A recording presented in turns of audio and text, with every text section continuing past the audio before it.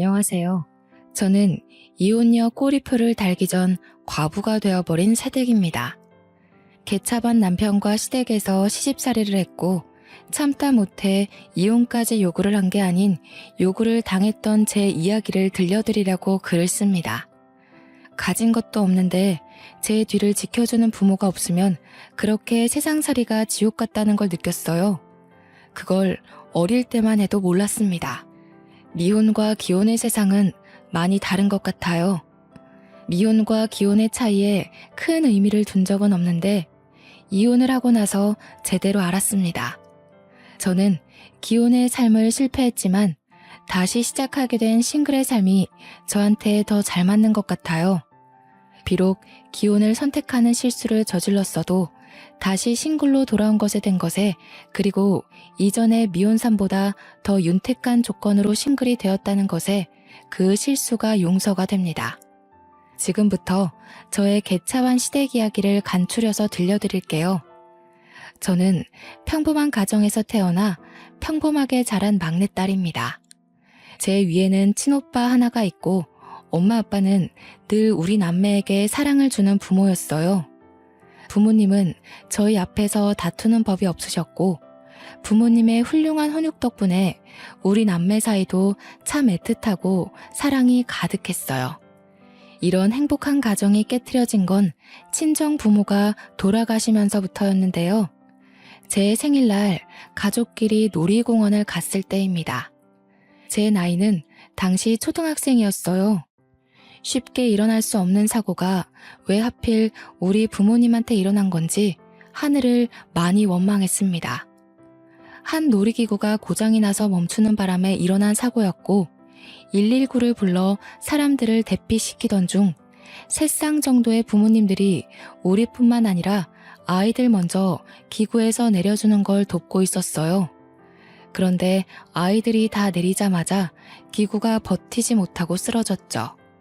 하늘에서는 기다렸다는 듯이 어른들을 뿌연 연기 속으로 전복시켰습니다. 그렇게 저는 부모님을 잃게 된 겁니다.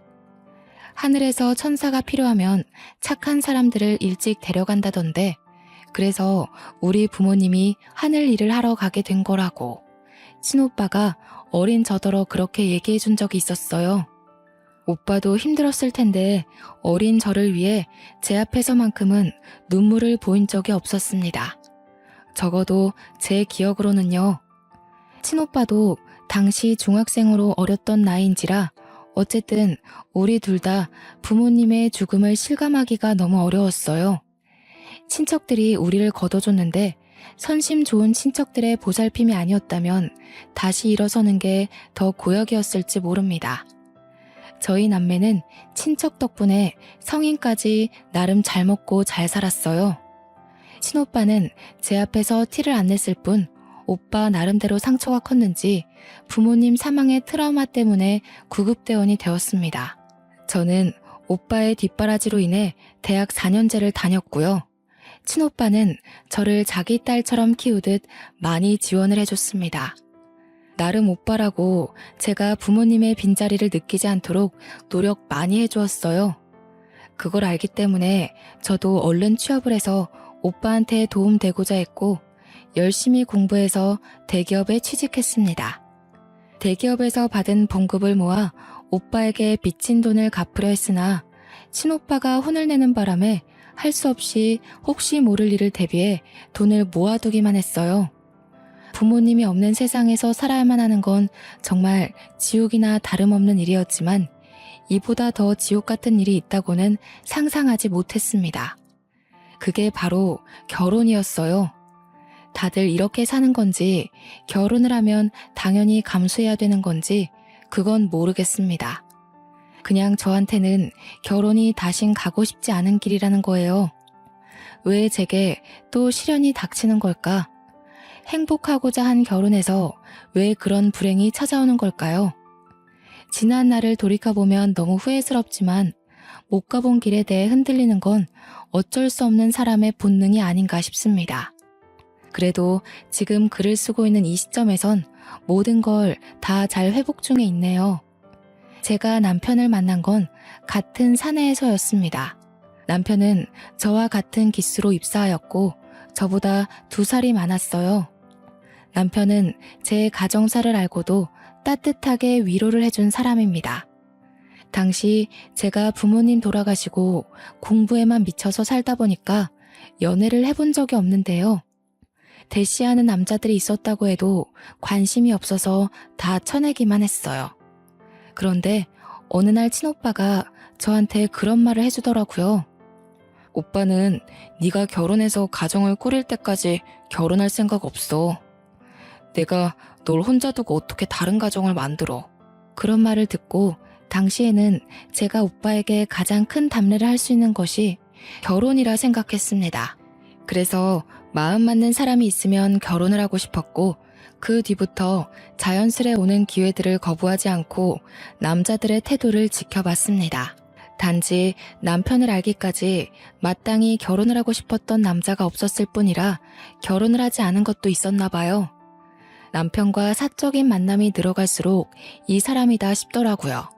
남편이 제게 상냥하고 제 말이라면 다 들어줄 것처럼 모든 걸 다 해줬는데 그런 물질적인 선물보다 제가 남편에게 끌린 건 다른 부분에 있었습니다. 부모님 없는 고아 신세인 저처럼 남편 또한 가정사의 아픔이 있었다는 거예요. 시부모가 재혼 사이라는 겁니다. 재혼 과정에 대한 자세한 내막은 시부모가 말을 안 해줘서 남편도 잘 모른다고 하더군요. 자기 아빠의 재혼이면 무슨 사정인지 모를 수가 없는데 그땐 제가 너무 순진해서 남편을 고지곳대로 믿었습니다. 결혼을 했는데 시부모는 제가 부모 없는 것에 대해 별다른 거부감은 안 보였습니다. 물론 그렇다고 자기 아들의 짝으로 저를 환영을 하는 것도 아니었어요. 지금 생각해보면 제가 고아라서 마음에 안 들었지만 집을 해왔기 때문에 시부모가 아무 말 안 하지 않나 싶어요. 남편 쪽이 저보다 훨씬 잘 사는 형편인지라 친오빠 말로는 집이라도 해가야 무시 안 받는다고 하더라고요. 그래서 제 형편에 굳이 무리해서 오빠의 도움을 또 받아 집을 해간 거였습니다. 그것도 강남의 좋은 아파트로요. 친오빠의 조언 덕분에 출발을 잘했다고 생각했는데 문제는 출발점이 아니었습니다. 결혼은 매 순간 고비일 수밖에 없다는 걸 살면서 느꼈어요. 남편은 좀 사는 형편 때문인지 생각보다 돈 쓰는 씀씀이가 해펐습니다. 남편이 저를 잘 위로해준 것처럼 남편 주변에는 사람이 늘 많아서 어딜 가나 남편이 자리를 참석해야 했고 계산을 해야 했습니다. 남편이 여유가 되니까 그런다는 건 알겠는데 연애 때는 안 그러던 사람이 갑자기 친구들을 엄청나게 만나길래 좀 놀랐어요. 솔직히 소비 습관 보는 게 좀 불편했습니다. 저랑 오빠는 어릴 때부터 아껴야만 했기 때문에 아끼느라 제대로 돈을 쓰지도 못한 사람들이거든요. 그런데 남편은 정반대라 심지어 한두 번이 아니라서 문제라는 겁니다. 자기야, 돈 너무 많이 쓰는 거 아니야? 이번 주만 벌써 5번째 약속이잖아. 이러다 급할 때 쓸 돈 없으면 어떡하려고. 뭘 그런 걸 걱정하고 그러냐? 사정 되니까 쓰는 거지. 너 챙겨줄 돈 없을까 봐 그래? 내가 얼마나 대단한 사람인지 모르는구나. 알지. 아니, 결혼하기 전에는 안 그랬던 것 같아서. 친구도 잘 안 만나고 친구 없다고 그랬잖아. 그래서 나는 정말 자기가 나 아니면 다른 인맥은 없는 줄 알았는데. 우리 자기 왜 이렇게 순진해? 그때는 주변 인맥 끊고 너한테만 신경 쓰느라 그랬지. 내가 우리 와이프 얻으려면 그 정도는 집중해야 될 거 아니야. 목표를 이뤘으니까 그동안 소홀했던 사람들한테 미안했다고 쏘는 거야. 큰 인물이 되려면 대인관계가 다 자산이거든. 남편은 자기 원래 이런 사람이었다고 저한테 다 맞춰주느라 저한테만 소비를 했던 거라고 했습니다.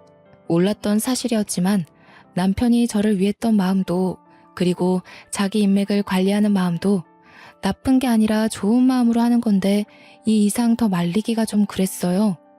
그러면서 남편이 저보고도 연애하느라 못 만났던 인맥들 관리하라고 하지만 저는 딱히 그럴 필요성을 잘 못 느끼기도 했고 공부만 했던 사람이라서 친구가 없기도 했습니다. 그냥 그러려니 남편의 말을 넘겼죠. 근데 문제는 남편의 소비 습관이 시부모를 쏙 빼닮았다는 겁니다. 남편이 돈을 잘 버는 거지 시부모는 그저 그런 형편이었거든요. 남편의 용돈 때문에 풍족하게 살 수 있었던 것뿐이라는 거 저도 결혼 전에 남편이 말해줘서 알고 있습니다. 시부모 사는 아파트도 제가 해온 신혼집보다 집값 낮다는 것도 알고 있고요. 남편은 회사를 다니면서도 작게 투자한 곳이 많아서 저보다 수익이 훨씬 많은 사람이었습니다.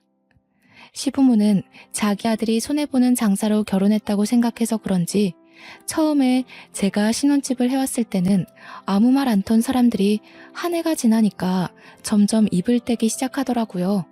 그 시작이 바로 시부의 생신이었습니다. 시부 생신 선물 때문에 시모한테서 전화가 온 날이었어요. 아들은 매달 용돈 주는 것만으로도 우리가 이미 선물 받은 거나 다름없다. 그래서 아들한테 더 부탁하긴 면목이 없고 너한테 따로 시애비 선물 기뜸해 주려고 연락했어. 아, 그러세요? 그렇잖아도 뭐 필요한 거 없나 여쭤보려고 연락드리려던 참이었는데 용돈이랑 고민하고 있었거든요.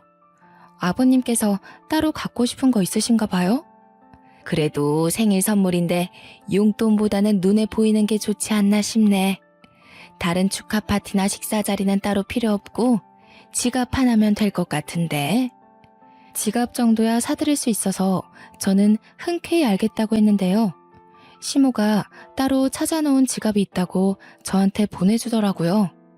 그게 바로 제 불행의 시작이었다는 겁니다.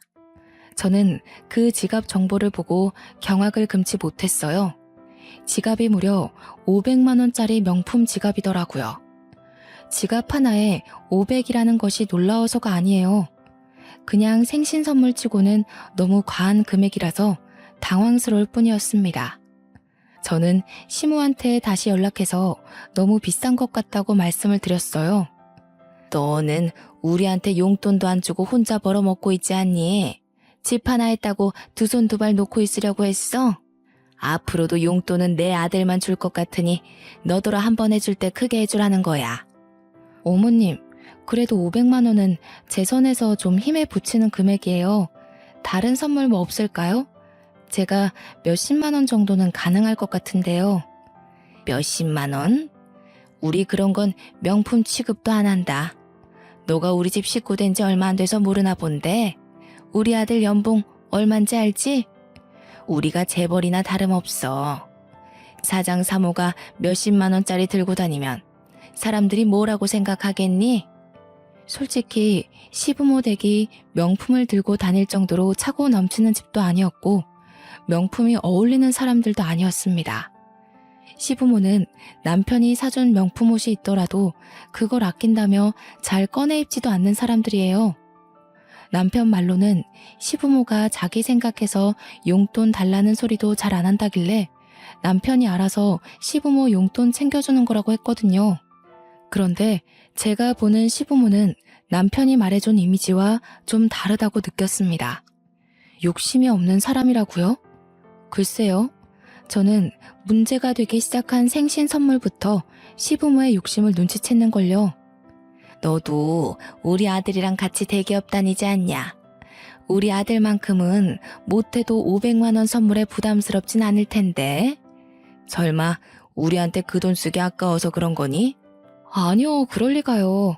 아무래도 큰 돈이다 보니까 남편이랑 상의해서 결정해야 될 것 같아요. 아버님 첫 생신 선물인데 신경 써서 준비할 테니 걱정 마세요. 우리 아들한테 상의를 하긴 뭐래. 그럼 그게 아들이 사주는 선물이지 며느리로서 주는 게 아니잖아. 너한테 더 안 바랄 테니까 시애비 선물 그거 하나 딱 해줘라. 500만 원 돈이 없어서가 아닙니다. 그냥 처음부터 이렇게나 값비싼 선물을 사드리면 그 다음엔 더 비싼 걸 사야 될 것 같아서였어요.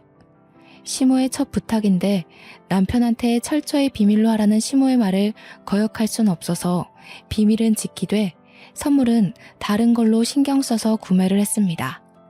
시부모가 환장하는 명품으로요. 시부 생일날 남편과 함께 시댁으로 동행했고 남편은 잠깐 통화할 때가 있다고 저더러 먼저 올라가라길래 저 혼자 시댁을 들어왔어요. 시모는 제가 선물을 사왔다는 걸 알고 되게 반갑게 반겼습니다. 저에게 속닥거리며 자기가 사오라는 선물을 사왔냐고 시부가 엄청 기대 중이라고 요란 피웠어요.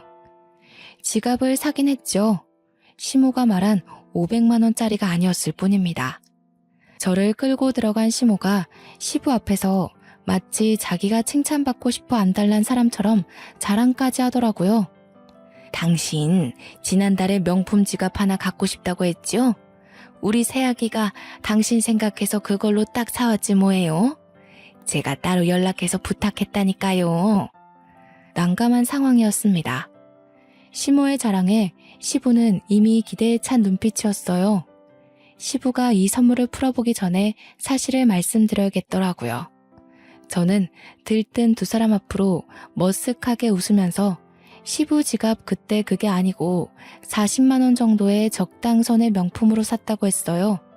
시모한테는 여건이 안 돼서 그렇게 결정한 거라고 죄송하다고 했더니 시모가 그 지갑의 가격을 알고 제 손에 쥐어진 종이 가방을 그 채로 저에게 던졌습니다. 뭐라고? 넌 우리 집을 뭘로 보는 거니? 아니, 시애미를 뭘로 보는 거야? 내 말 귓등으로 들었어? 내가 뭐 재혼했다고 무시하는 거야? 네 시애비가 어떤 사람인데 이런 싸구려를 갖다 줘? 무슨 말씀을 그렇게 하세요? 제가 언제 재혼을 언급했다고. 그리고 싸구려라뇨. 그것도 명품이에요. 근데 어머님, 솔직히 어머님께서 너무 선 넘는 선물을 요구하신 건 맞잖아요. 뭐야? 집 해올 때는 돈 많은 것처럼 유세란 유세는 다 부리더니 시댁에 선물 주는 게 그리 아깝든? 내가 쪽팔려서 어디 모임에서 말이나 할 수 있을지 모르겠다. 시부모는 일을 안 하고 아들 주는 용돈으로 탱자탱자 놀고 있는 사람들입니다. 솔직히 그때 그런 생각을 했어요. 아들 등골 빼먹고 사는 주제에 재벌인 척 한다고요. 참 우스운 꼴이었죠. 하지만 제 속내가 그런 시부모의 성품을 가볍게 이겨낼 정도로 멘탈이 강한 사람은 아니었습니다. 너무 화가 나서 눈물까지 날 지경이었어요. 시 또한 기분 상해서 저를 보고 쯧쯧거리며 거들떠도 보지 않더군요. 때마침 남편이 들어왔고 남편은 거실에 멀뚱히 서 있는 저더러 왜 그렇게 서 있냐고 물었습니다. 제가 대답을 안 하고 있으니 바닥에 떨어진 지갑을 본 남편은 대충 상황을 파악한 것 같았어요. 아이, 엄마 아빠도 처음? 그래도 며느리가 신경 써서 사온 건데 좀 봤지. 아직 어리잖아. 첫 선물인데 부족할 수도 있는 거를 꼭 티를 냈네. 아들아, 우리 눈높이 알잖아. 우리가 어디 요즘에 돈 100만 원 안 하는 물건 들고 다녔어? 너희 아빠는 다음 주에 골프 동호회 사람들이랑 일본에 놀러 간다고 했단 말이다. 저런 싸구려를 들고 어디 어깨 펼 수 있겠니? 그렇긴 한데 이 사람이 잘 몰라서 그랬을 거야. 친오빠랑 둘이서 힘들게 살았다는 거 알잖아. 엄마 아빠가 이해해줘. 내가 잘 타일러서 다신 그런 일 없도록 할게. 남편이 시부모의 흥분을 잠재우긴 했지만 저한테는 어딘가 불편한 발언들이었습니다. 남편은 마치 저를 문제아로 보는 듯이 말을 했어요. 잘못은 시부모가 했는데 왜 시부모에게 제 행동을 이해시키는지 저야말로 이해가 안 되었습니다. 그 뒤에는 더 어이없어요. 남편은 저를 내버려 두고 시부모 기분을 풀어주려고 애교를 떨면서 자기가 선물 좋은 거 사왔다고 두 손 가득한 짐을 풀어놓더라고요. 시부모에게 옷 한 벌씩 해주는 거였습니다. 저건 저도 몰랐던 사실이에요. 제가 은근슬쩍 시부 생신 선물 뭐 해줄까 하고 물어봤을 때는 별말 없었거든요. 이런저런 서운한 게 많았지만 일단 시댁을 나올 때까진 참았습니다. 남편과 시댁에 인사만 드리고 나온 뒤 저는 바로 남편에게 물었죠. 어머님 아버님이 나한테 어떻게 했는 줄 알아? 내가 사들인 지갑 던졌어. 뒤로 안 물러났으면 나 얼굴 다칠 뻔했다고. 어떻게 그러실 수가 있어? 게다가 자기는 거기서 그런 식으로 말을 하면 어떡해. 그럼 내가 잘못한 사람이 되잖아. 들어보니까 엄마 아빠가 서운할 만했더구만. 500만 원 선물 받을 줄 알았는데 40만 원이라고 하면 기분 상하긴 하지. 우리 부모님이 당신 벌이를 모르는 것도 아니고 솔직히 대기업에 500만 원 선물이면 그렇게 힘에 부치는 건 아니잖아. 40만 원은 돈도 아니야? 어머님 아버님 눈높이를 당신이 너무 키워놔서 저러시는 것도 있어. 그리고 어머님 아버님 옷 샀다는 건 왜 나한테 말 안 했어? 한 벌에 1,000만 원 가까이 되는 옷이야. 내가 얘기하면 당신이 부담 느낄 것 같아서 나는 나름 배려한 건데 그래도 내가 당신 생각 안 했다고 할 거야? 남편은 제가 얼마나 상처를 받았는지 별로 중요하게 생각지 않는 것 같았습니다. 저의 이야기를 투정이라고 생각하면서 능청스럽게 그래 그래 하면서 듣는 둥 마는 둥 대답했어요. 연애 때는 남편에게서 느껴본 적 없는 퉁명스런 말투였어요. 귀찮음이 묻은 것 같기도 했고요. 그 때문에 저는 남편에게 변한 것 같다고 나한테 질렸냐고 물었는데요. 남편은 오히려 저더러 변한 것 같다고 했습니다. 제가 결혼하기 전과 다르게 많이 징징거린다는 거 아니겠습니까? 그날 이후 서운해서 입을 닫았고 남편을 대면대면하게 되었습니다. 화가 나서 시부모님 연락도 안 받았어요. 제가 서운한 감정을 표현을 할 때 모든 외부적 요인을 닫아버리는 타입이란 걸 결혼하고 알았습니다. 시부모는 제가 3일 연속 연락이 안 되니까 남편한테 전화를 했나 보더라고요. 남편이 회사에서 저와 마주치자마자 조용히 경고를 하더니 퇴근하고 집에 와서는 저희가 완전 싸우게 되었습니다. 엄마 아빠 연락은 왜 안 받아? 시위하는 거야? 설마 그놈의 지갑 때문에? 당신 도대체 왜 이렇게 철이 없어? 사춘기도 아니고 뭐 하자는 거야? 내가 그냥 넘어가면 어머님 아버님이 날 더 우습게 보지 않겠어? 사과도 못 받았는데 기분 나쁜 티 정도는 낼 수 있는 거잖아. 네가 기분 나쁘긴 뭐가 나빠. 이참에 우리 부모님 취향도 알게 된 거니까 오히려 잘 된 거지. 실수한 며느리 가르치는 걸 우습게 본다고 생각하는 거냐? 아, 진짜 정 떨어진다. 남편은 어느 순간부터 제게 정 떨어진다는 말을 많이 했습니다. 그게 지갑 사건 이후로 생기기 시작하더니 갈수록 더 심해졌어요. 제가 뭐만 하면 변했네, 실망이네, 왜 몰랐을까? 이런 소리를 해댔어요. 그럴 때마다 저는 참지 않고 남편과 싸우길 반복했습니다. 한 번은 시모가 우리 집을 왔다가 싸우는 걸 목격하기도 했어요. 내가 부모로서 내 아들 짝을 똑바로 결정해줬어야 하는 건데 하여간 부모 없이 큰 것들은 다 이 모양이라니까. 여자가 억측스러운 게 얼마나 천박한 줄 모르는 거니? 됐어 엄마. 내가 알아서 길들일 테니까 오늘은 그냥 가봐야겠다. 미안해. 애써서 왔을 텐데 헛걸음하게 만들어서. 당신 무슨 말을 그렇게 해? 내가 당신 애완견이야? 길들이긴 뭘 길들여. 내가 뭘 잘못했다고. 당신이 먼저 우리 오빠 흉 봤잖아. 친오빠의 우직하고 끈기 있는 구급대원 직업을 욕보인 남편에게 따지고 있던 중이었습니다. 그 상황에서도 억울하게 제 편은 없었고 저는 이걸 친오빠한테 절대 말을 할 수 없었어요. 저는 철저히 혼자인 그곳에서 제게서 등 돌린 사람들과 매일같이 겨뤄야 했습니다. 어느 순간부터 남편은 제가 잠에 들 때 집에 들어왔고 같이 겸상한 지가 가물가물할 만큼 사이가 멀어지게 되었어요. 그렇게 화병을 안고 친오빠 생각만 하며 버티고 살던 중 제 분화구가 결국 폭발하게 되는 날이 찾아오게 되었는데요. 제 스트레스가 극에 달했을 때 친오빠가 결혼을 하게 됐거든요. 저는 진작에 친오빠 결혼을 위해서 따로 돈을 모으고 있었어요. 축의금으로 1,000만 원을 준비했었고 결혼식 전날 현금을 봉투에 따로 넣어서 내일 친오빠를 미리 만나서 주기로 약속을 했습니다. 그리고 오빠 결혼식 당일이 되었을 때 아침에 준비를 끝내고 가방을 챙겼는데 분명 가방에 넣어뒀던 축의금이 어디로 간 건지 사라지고 없지 뭡니까? 남편에게 물어봤지만 남편은 모른다고 답할 뿐 잘 좀 챙기지 그랬냐면서 또 한숨만 쉬었습니다.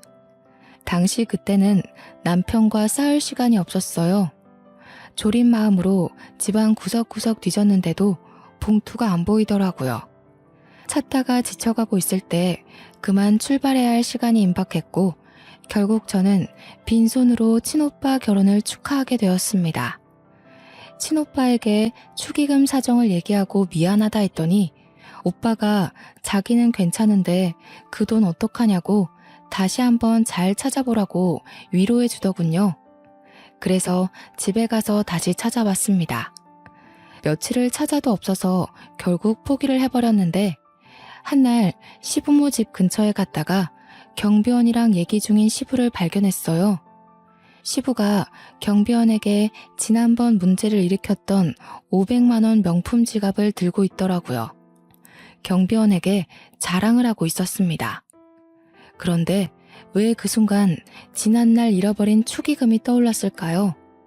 저는 시부에게 다가가 시부한테 지갑 사셨네요 라고 슬쩍 물었는데 소스라치게 놀란 시부가 뜻밖의 성질을 부리는 거 아니겠습니까? 그리고는 불이 나게 도망치듯 집으로 들어가길래 저도 황급히 쫓아갔습니다. 밖에서 며느리 만났어. 하필 내가 경비한테 지갑 얘기하고 있다가 그걸 얘가 봤지 뭐야. 우리가 자기 돈 슬쩍 한 걸 눈치채면 어떡해? 에이, 어디 1,000만 원이 자기만 있나? 그리고 눈치채면 어때요? 우리한테 10원 한 장 쓰는 것도 아깝다고 하는 며느리니 이렇게라도 시부모로서 용돈을 받아야지. 현관문이 스무스하게 닫히고 있었는데 완전히 닫히기 전 뛰어들어갔던지라 제가 집안에서 듣고 있었다는 걸 시부모가 몰랐던 모양입니다. 제 돈의 행방을 알게 된 저는 시부모를 큰 소리로 부르면서 버럭 언성을 높였어요. 놀란 시부모가 나자빠지려다 말았는데 이날이 바로 제 분화구가 폭발한 날입니다. 어떻게 그러실 수가 있어요? 저희 집에 몰래 들어와서 제 가방을 뒤지신 거예요? 도둑이세요? 당장 돈 돌려주세요. 안 주시면 경찰에 신고할 거예요. 뭐야? 인정머리 없는 것. 네가 하도 짠순이처럼 돈 아끼니까 우리가 알아서 좀 용돈 탔다. 그러게 네가 우리한테 신경 쓰는 티라도 냈으면 우리가 이렇게까지 했겠어? 죄송하다고 고개 숙이지는 못할 망정 내가 이걸로 도둑소리까지 들어야 되겠니? 네, 완전 개도둑이죠. 그 돈이 어떤 돈인 줄 알아요? 어머님 아버님이 그렇게 흥청망청 쓸 돈이 아니란 말이에요. 애도 안 하는 짓을 다 늙어서 무슨 추태인 거예요? 살다 이런 사람들 처음 보네 진짜. 뭐? 너 뭐라 그랬어? 감히 시애미한테 도둑? 추태? 여보, 이 애가 정신이 나갔나 봐요. 우리를 우습게 보는 게 맞았다니까요. 야, 내 아들한테 말하면 너 바로 이혼이야. 네, 이혼할게요. 거지 같은 집안 제가 그냥 버리고 말지. 여기서 버티고 살아준 게 제가 아쉬워서 그런 줄 아세요? 저희 오빠가 저 때문에 그만 고생하길 바래서였어요. 그런데 오빠는 아마 제가 이렇게 사는 것에 더 속상할 것 같네요. 이 거지 같은 곳 당장 나가버릴 거니까 제 돈 주세요. 내 돈 달라고요. 목에 핏대를 세우면서 시부모를 잡아먹을 것처럼 악을 썼더니 시부모가 크게 당황하면서 그대로 남편한테 전화를 했습니다. 뒤늦게 남편이 찾아왔고 저는 그 자리에서 남편에게 풀스윙 싸다구를 맞았어요. 누굴 한두 번 손대본 솜씨가 아닌 건지 남편은 쓰러진 저를 멱살 잡고 세워서 흔들기 시작했는데요. 이혼? 네 입에서 그 소리가 먼저 나올 만큼 잘나지 않았을 텐데.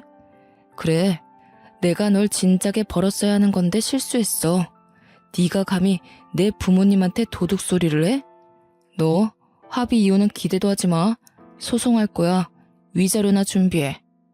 남편이 저를 패대기 치자 그때 시부가 500만 원 지갑에 내용물을 다 빼더니 저에게 던졌습니다. 우리가 잠시 눈이 멀었다. 이깟 것도 며느리라고. 옛다. 치사해서 안 받아. 이렇게 돈에 미친 여자는 내가 처음 본다. 얼른 썩 꺼져버려. 제가 사준 것도 아니고 훔친 돈으로 산 거면서 저더러 도로 가져가라는 시부의 말이 웃기더라고요. 저는 굴하지 않고 그 지갑을 들고서 다시 시부에게 던졌습니다. 아버님 손때 묻은 건 더 이상 명품이 아니죠. 당신들도 돈이나 준비하세요. 진짜 돈에 미친 여자가 어떤 건지 보여드릴게요. 그래야 저도 그런 욕 먹는 게 덜 억울하지 않겠어요? 제대로 고소해 줄 테니까 기다려요. 내 전 재산을 털어서라도 당신들 쫄딱 망하게 할 거야. 그렇게 저는 집을 떠났고 여전히 친오빠한테 말하지 못했습니다. 그냥 혼자 모텔 잡아 지냈죠. 며칠간 변호사 사무실을 돌면서 소송할 방도를 알아보았습니다. 회사에서 남편을 마주치더라도 저희는 눈 한 번 마주치지 않았어요. 저희 사이를 아는 동료들은 저에게 한 번씩 싸웠냐고 묻기도 했는데 그때마다 저는 숨기지 않고 이혼할 거라고 말했습니다. 그 뒤로 동료들은 더 이상 저와 남편의 어색한 분위기를 질문하는 일은 없었는데요. 이혼을 앞두고 있다는 사실이 소문이 나서 남편 귀에까지 들어갔더라고요. 듣자 하니 남편은 이혼을 확실히 끝낼 때까지 이혼 사정을 숨기려고 했었나 봅니다. 저를 계속 비상구로 따라오라고 울음장을 놓았는데 그때마다 저는 남편을 쌩깠죠. 제게 무시당하는 게 화가 났는지 한 번은 남편이 직원들 눈을 피해서 억지로 저를 끌고 가려고 했던 적이 있었는데 제가 비명을 지르는 바람에 그마저도 실패했었습니다. 그러니까 남편은 저를 단 둘이 마주할 기회가 없었던 거죠.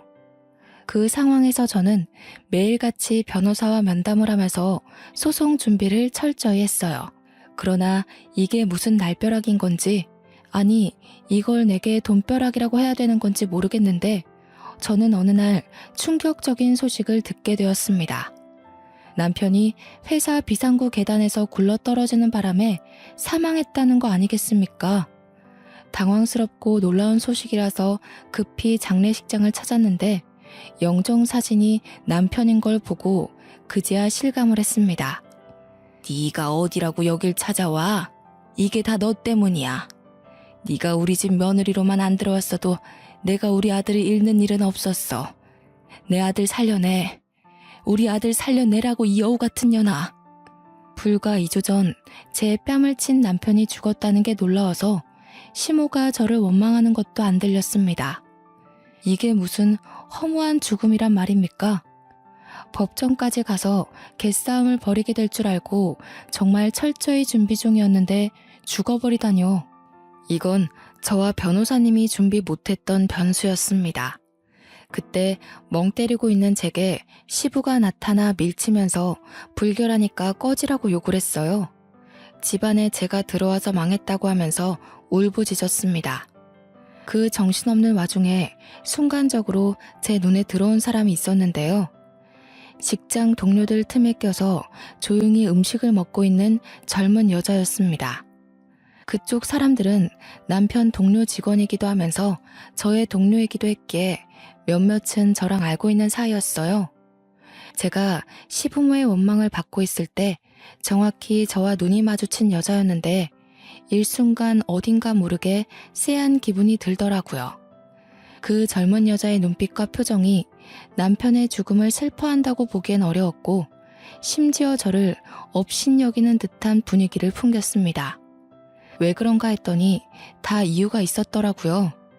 남편이 사망했고 저희는 이혼 처리가 안 된 상황이었기에 남편 재산이 제게 상속됨과 동시에 남편 사망보험금마저 제 앞으로 되어 있어서 그 보험금까지 모조리 제게 떨어졌지 뭡니까.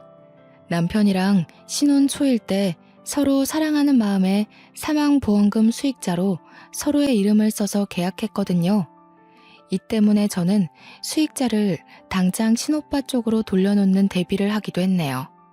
그런데 이 사실을 알게 된 시부모가 제게 소송을 하는 건 충분히 이해가 되는데 저를 찾아온 또 다른 사람이 있었어요. 바로 장례식에서 본 젊은 여자였죠. 장례식에서 저를 불쾌한 시선으로 쳐다보던 이유가 다 남편 재산 때문이었더군요. 뻔뻔하시네요. 우태 씨랑 하루가 멀다 하고 다퉈놓고 우태 씨 목숨값을 가질 자격이 있다고 생각해요? 그 돈 원래 제 거예요. 우태 씨가 다 제 앞으로 돌리겠다고 했었거든요. 역시나 이 여자는 다름 아닌 남편의 상간녀였던 겁니다. 남편이 제게 정 떨어졌다고 주구장창 얘기할 때부터 시작했던 사이인 듯 했습니다. 그걸 눈치채자마자 저는 몰래 휴대전화 녹음기를 재생했어요. 이미 제 주머니로 떨어진 돈은 수두룩했지만 아직 혼내줄 사람이 더 있는 것 같았거든요. 우태 씨, 사고 나기 직전까지만 해도 나랑 있었어요. 나랑 매일 비상구 계단에서 만났거든요. 우태 씨는 사모님한테 마음 뜬 지 오래예요. 사모님이랑 이혼하는 것도 저는 진작에 알고 있었어요. 갑자기 일이 틀어지는 바람에 우태 씨가 재산이나 보험금을 저한테 못 돌린 거라고요. 그러니까 염치 없이 그 돈 다 먹을 생각하지 마시죠. 주인도 아니면서. 솔직히 자격 없잖아요. 그러게요. 본부인이라면 남편이 바람피는 것 정도는 눈치챌 수 있어야 했는데 제가 본처로서 부족했어요. 그렇다고 이렇게 친히 찾아와서 도와줄지는 몰랐네요. 근데 남의 돈 탐내기 전에 자기 수중에 돈이나 잘 지켰어야죠. 그렇게 텅텅 빈머리로 어떻게 우리 회사 합격했는지 모르겠네요. 어쨌든 자백 감사해요. 저는 그대로 상간녀에게 녹음 사실을 밝혀준 뒤 비상구를 나왔습니다.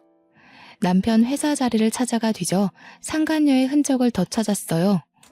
주변 동료들은 제가 그래도 아직 와이프 입장이다 보니까 남편 자리 뒤지는 걸 유품 정리하는 걸로 생각하더라고요. 그 덕에 저는 편하게 상간녀의 흔적을 다 찾아낼 수 있었습니다. 손쉽게 상간녀 소송을 진행했고 시원하게 마무리가 될 줄 알았던 시점에 시부모가 저를 맞고소했더라고요. 자기 아들 재산이 왜 저한테 다 떨어지는 거냐고 부당하다고 소송을 한 거 아니겠습니까? 하지만 그건 어거지였을 뿐 당연히 기각될 수밖에 없었습니다. 억울하다고 하더라도 법적으로 제가 상속순위 1위인 건 사실이었으니까요. 이도저도 안 되니까 끝내 자신들의 처지를 인정하고 만 시부모는 이제 저한테 눈물로 호소를 하기 시작했습니다. 제발 새아가, 우리는 아들 없으면 먹고 살 돈이 없어. 우리 이대로 굶어 죽는다고. 아들이 생활비 다 대줬는데 네가 다 가져가 버리면 우리는 뭘 먹고 살겠니? 부탁이다. 제발 우리 아들 재산 좀 돌려다오. 재벌 사모라고 큰 소리 치셨잖아요. 재벌이 되려면 아들 돈이 없어도 두 분이 떵떵거릴 수 있어야 하는 거 아닌가요? 보세요. 두 분은 그냥 돈 껍데기만 걸치고 있던 거지였던 거예요. 돈 100만 원 안 되는 물건은 취급도 안 한다고요? 그 돈 100만 원이 누구한테는 목숨값이기도 하고 밥값이기도 하고 병원비가 될 수도 있는 가치예요. 이번 기회에 정신 좀 차리셨으면 좋겠네요. 안다 알아. 우리가 진짜 잘못했다는 거 알아. 평생 반성하면서 살 테니까 한 번만 용서해주면 안 되겠니? 네가 이번만 우리를 도와준다면 더는 며느리 욕하는 일은 없을 거다. 제가 며느리 내려놓은 지가 언젠데요. 저는 차라리 두 분이 제 욕하시는 게 편했어요. 덕분에 모질게 떼어낼 수 있으니까요. 1,000만 원 훔쳐간 거 도둑으로 신고 안 하는 게 제가 보여줄 수 있는 최대한 자비예요. 아드님 재산은 1,000만 원 훔친 이자로 받았다고 생각할게요. 두 분이랑 아드님이 제게 상처 준 이자까지 같이요. 그대로 시부모를 돌아서 나온 저는 이 모든 사실을 알리기 위해 어쩔 수 없이 친오빠를 찾아갔습니다. 새언니가 차려주는 밥을 먹으면서 아직 퇴근 못한 친오빠를 기다리고 있었어요. 그래서 저는 새언니한테 제 사정을 먼저 말했습니다. 새언니는 그동안 제가 친오빠한테 털어놔야 할 고민을 대신 들어준 사람이에요. 제게 친언니처럼 늘 다정하고 신경 써주던 고마운 언니거든요. 아가씨도 참. 그래도 그런 큰일이 있었으면 오빠한테 말했어야죠. 혼자서 얼마나 고생했을까. 왜 나한테 그런 것까진 말 안 했어요. 내가 오빠한테 말할까봐요? 언니가 말 안 할 건 알았지만 그냥 말 그대로 너무 큰일이었잖아요. 언니 임신했다는 거 아는데 제가 어떻게 그런 소리를 하겠어요? 그리고 제가 드릴 게 있는데요. 나중에 태어날 우리 조카 위해서 써주세요. 저는 새언니에게 5천만 원 용돈을 줬습니다. 새언니가 깜짝 놀라더니 안 받으려고 하는 걸 제가 고모가 될 건데 이렇게 꼭 해주고 싶다고 사정을 했어요. 새언니가 눈물을 보이면서 자기가 뭐 해준 것도 없는데 이렇게 큰 돈까지 받아서 미안하고 고맙다고 하시더라고요. 그리고 친오빠가 퇴근을 하고 왔을 때 새언니가 저 대신해서 차분한 음성으로 설명해 주었습니다. 친오빠는 새언니보다 더 몰랐던 저의 사정을 알고 살짝 언성을 올렸어요. 제가 걱정되었기 때문이었겠죠. 새언니의 다독거림과 저의 깊은 반성 때문에 오빠는 금세 놀랐던 마음을 가라앉히고 저를 안아줬습니다. 자기가 친오빠로서 물려준 게 잘못이라며 자기 탓을 했죠. 그리고 저는 새언니한테 5천만 원을 준 것처럼 친오빠에게 돈 얘기도 하였습니다. 친오빠 역시 새언니처럼 받기를 꺼려했지만 제가 혼자 이 돈 다 못 들고 있는다고 뭐든 자산을 남겨야 하지 않겠냐고 고집을 부리는 바람에 제 의견에 넘어가 줬어요. 남편 덕분에 순식간에 떼부자로 싱글이 된 저는 친오빠한테 빚졌던 마음을 갚는다고 오빠랑 새언니를 위해 더 큰 집을 계약했어요. 둘 다 운전을 할 줄 알기에 차도 한 대씩 사주었습니다. 결혼할 때 진작에 이러고 싶었는데 뒤늦게라도 베풀 수 있어 얼마나 다행이었는지 모릅니다. 지금 저는 친오빠 집에 얹혀 지내면서 새로 살 집을 알아보고 있어요. 친오빠랑 새언니가 집도 넓은데 그냥 같이 살자고 했으나 둘 사이를 방해하는 눈치가 없는 시누이가 되고 싶진 않았습니다. 그래서 근처에 집을 구하는 걸로 합의를 봤어요. 그리고 제가 전화번호를 바꾼 게 아니라서 가끔씩 전 시모한테 문자가 왔는데요. 시모가 시부의 불륜녀였더라고요. 지금 시부가 옛날 버릇 못 버리고 또 바람나서 자기를 버렸다는데 집에서 쫓겨나는 바람에 시모가 갈 데가 없다고 하지 뭡니까. 그리고 늙은 나이에 일할 데도 없고 능력도 없어서 단순 노동을 하는 것 같더라고요. 시모가 자기는 이런 데서 더 일 못한다고 저더러 계속 재산 3분의 1만 달라고 하길래 스팸 처리해버렸습니다. 정말 개판인 사람들이 아니지 않나요? 제가 어떻게 저런 호랑이 굴에 들어갔는지 모르겠네요. 아무것도 모르고 들어간 게 어쩌면 다행이라고 생각해야겠어요. 원래 시부모가 개차반인 사람들이었지만 시부모에게 들은 욕 중에서 아직까지 제 마음에 남아있는 말이 있었는데요. 바로 부모 없는 자식들은 다 이 모양이냐는 말이 유독 강하게 남아있어요. 괜히 하늘에 계신 엄마 아빠를 욕먹게 한 것 같아서 그게 결국 제 탓 같아서 자책을 하기도 한답니다. 친오빠한테는 말 못한 상처라서 저 혼자 추스르고 이겨내야 되는데 청취자분들께서 응원 한마디씩만 해주실 수 있나요? 제가 한 번씩 약한 생각을 할 때가 있어서 이렇게 다른 사람들에게 억지로 위로를 끌어내네요. 그래도 지금은 이혼하기 전과 비교할 때면 제 앞에 또다시 기회가 온 거나 마찬가지 아니겠습니까? 저를 개털로 만들어버리겠다던 전 남편의 각오는 결국 자기네 식구들을 개털로 만드는 결과를 내버렸네요. 역시 신은 공평하다는 말이 괜히 나온 게 아니라고 봅니다. 앞으로 저는 새로운 주어진 기회를 감사히 생각하면서 더 열심히 살아보려고요. 길었던 제 이야기 시간 할애해서 들어주신 거 정말 감사드리고 모두 행복하시길 바랍니다.